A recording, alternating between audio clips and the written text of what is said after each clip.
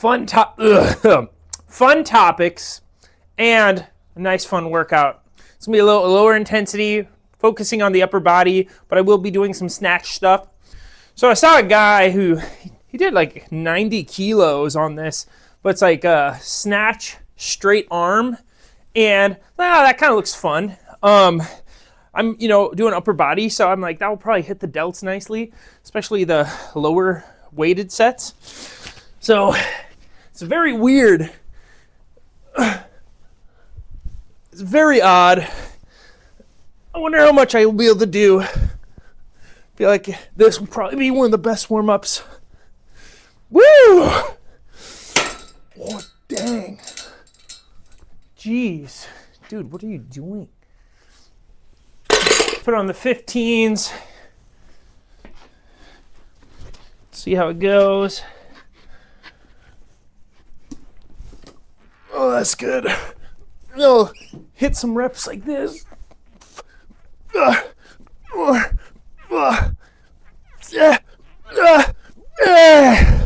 Okay.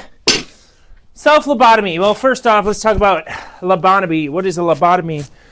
Surgery in which they removed a chunk of brain because they believed that like some mental health things were caused by unhealthy chunks of brain, so they could just like chop it out.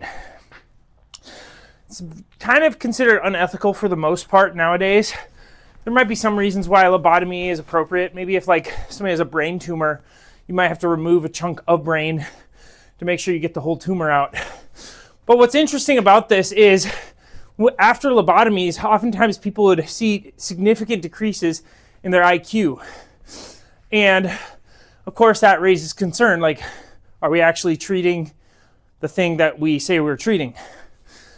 But, so this kind of goes into this idea of the self-lobotomy. And if you watch my previous video, I talked about brain hacking and how people can get manipulated easily by being forced into their amygdala. But I think a lot of brain hacking, as I said, is actually a byproduct of people self-victimizing themselves or self-lobotomizing themselves. Especially on social media, AI, we have outsourced our critical thinking to quote-unquote experts, and instead of coming up with opinions and ideas of our own, we're being told how to think. Or when we need to problem solve, we'll outsource it to a AI machine. 9 to 5. Here we go.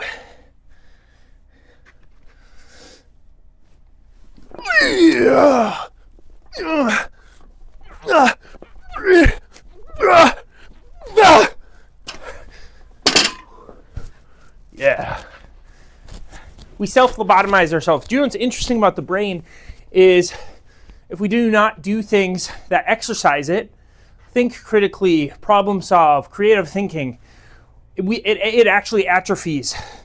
Your ability to do those things get worse, which means like a muscle, if you use it, you can also hypertrophy. That doesn't mean your brain grows, but you're not going to lose brain mass. You get what I'm saying? But because we're doing this, we're currently self-lobotomizing ourselves as a culture.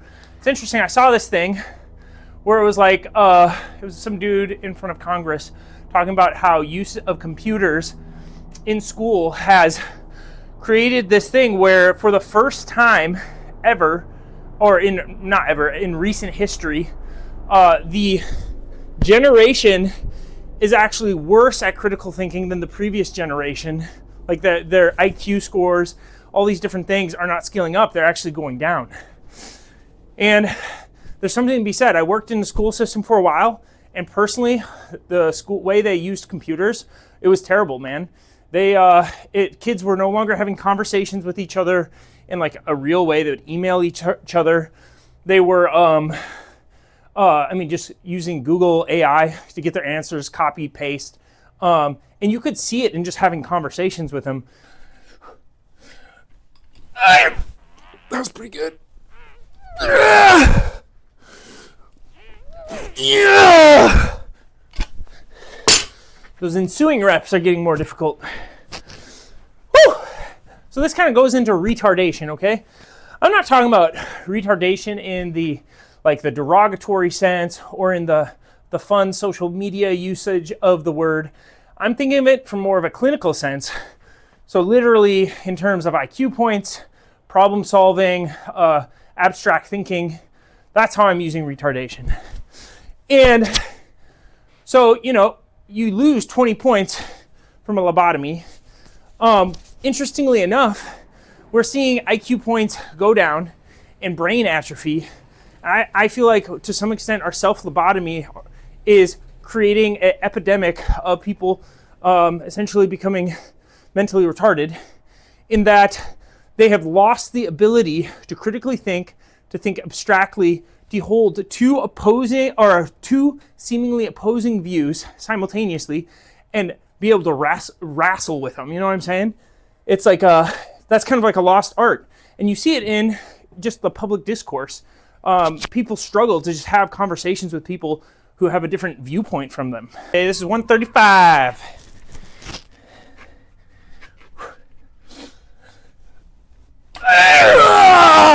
That was cool.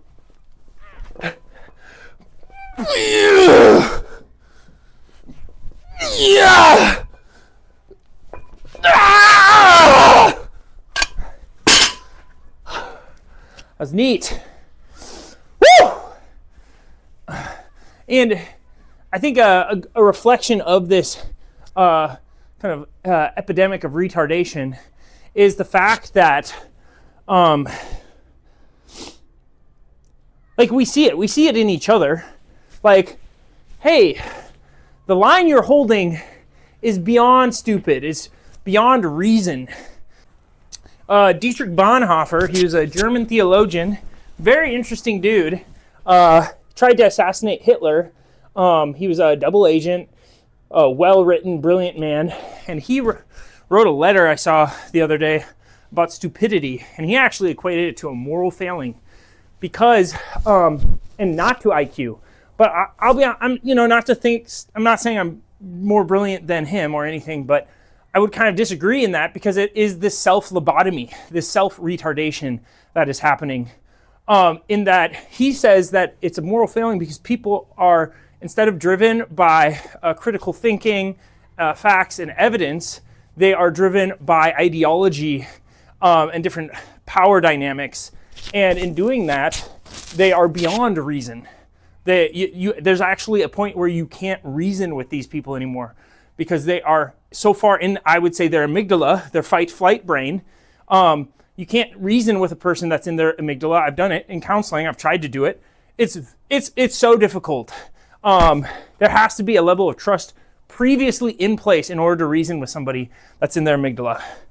All right, this is 135. Come on, baby. Ah! That was cool.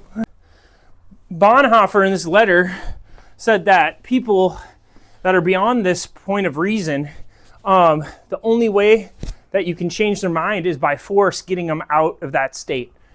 Which is, that's not a fun thought. I don't love thinking about that. I don't love thinking the implications of that, frankly. But it was the solution. And so, in his case, he tried to assassinate Hitler, which, man, I have a lot of respect for that guy. Not Hitler, Bonhoeffer. Woo! That was funny. Yeah. Okay.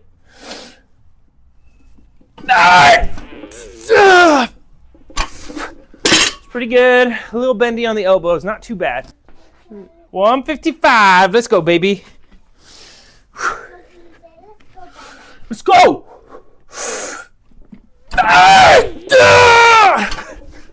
That was not it. Whew. Let's go, baby. Ah! Yes. I'm not gonna throw it. I don't have anything good to throw it on. High five, though. Thank you.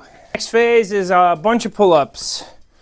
probably like 50, kind of in whatever sets I need to get them done. I'm trying to increase this volume. Just I have one push day that's hard, push upper body focus. This is more of a pull. I know what I did wasn't really, I don't really know what that would be, to be honest with you. But now I'm into the pull part.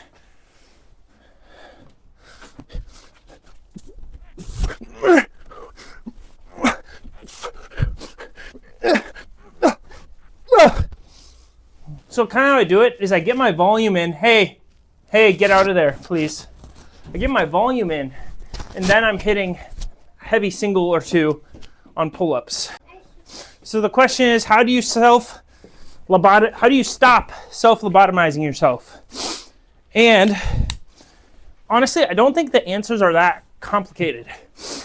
Limit your short-form content. The reality is, short-form content is designed to self-lobotomize. It takes complex topics, condenses them down, and usually some sort of expert, people assume people on social media are experts. It dumbs it down, and it doesn't give any room for critical thinking or opposing sides. It just presents, this is it. So I would say step one, I would limit the amount of short form content you're doing.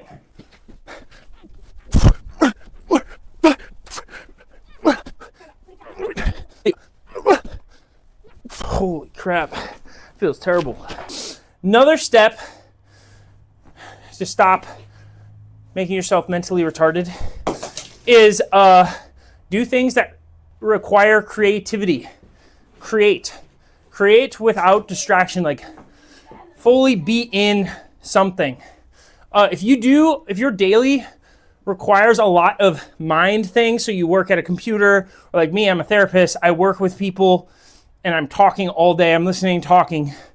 One of the best things I can do is tactile creativity. I would also expose yourself to opposing viewpoints. It's very easy to do. You don't have to like it. You don't have to agree with it. But just learning to be able to put yourself and learn to steelman the arguments. And in order to really, truly steelman an argument, you have to understand it. And you will be surprised. Sometimes when you try to understand something, you might be convinced of it. And that's good. That is you breaking out of the binary of fight or flight. Another thing is just realize you're probably more stupid than you realize. This is something I think about all the time is, man, am I actually a fool? Am I more dumb than I think? Do I think I'm better, more intellectual than I actually am? And I think about that a lot, to be honest with you. It's a weird thought, but it's like, man, am I the fool here? Am I the ignorant one? But that's good. That's good to process that.